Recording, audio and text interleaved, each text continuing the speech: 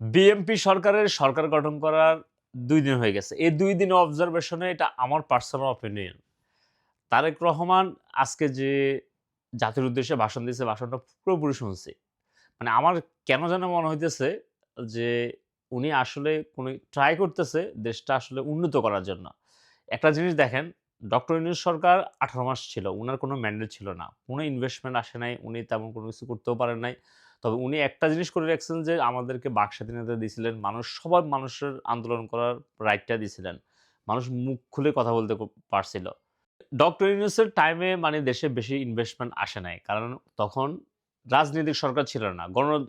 ভোটের সরকার ছিল না। এই কারণে ইনভেস্টররা আসে ইনভেস্ট করে নাই। আজকে অনেকে দেখতেছে বলতেছে যে ডক্টর ইউনূস স্যার নাকি আমাদেরকে আরো গরিব করে দিয়ে গেছে। আমরা কোন সময় ধনী ছিলাম? আমরা সবসময় গরিবে ছিলাম। উনি যেটা করছে দেশের হাল ধরে রাখছে।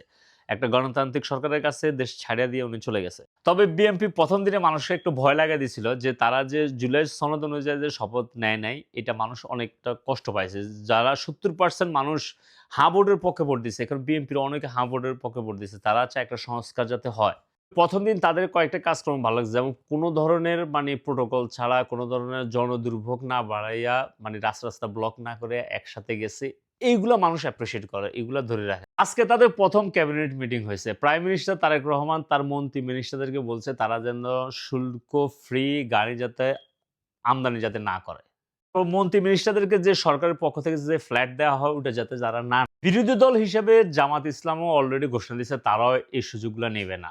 বিএনপি যদি এই সুযোগগুলো যদি না নেয় দেখেন কত লক্ষ কোটি টাকা রাষ্ট্রীয় সম্পদ এটা সেভ হইতেছে যেটা জনগণের সেবার জন্য কাজে লাগবে। আজকে জাতির উদ্দেশ্যে ভাষণে কিন্তু এই জিনিসটা উনি উল্লেখ করছে যে আসলে আমরা কিন্তু শেষ তলাবিহীন ঝুড়ির মতো হয়েছে। সব শেষ করে দিয়ে গেছে আমাদের। কিচ্ছু নাই এখন। আমাদের প্রত্যেকটা সিটিজেনের মাথার উপর লক্ষ টাকা ঋণ আছে এখন। এই ঋণের বোঝা নিয়ে আর দেশে কোনো ইনভেস্টমেন্ট নাই।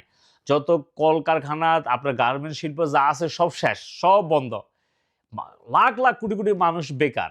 এরকম একটা ভঙ্গুর অর্থনীতি অবস্থাতে এই এই এই সময় উনি নেতৃত্ব দেওয়া, এই সময় উনি দেশকে টেনে সামনে নিয়ে যাওয়া খুব চ্যালেঞ্জিং।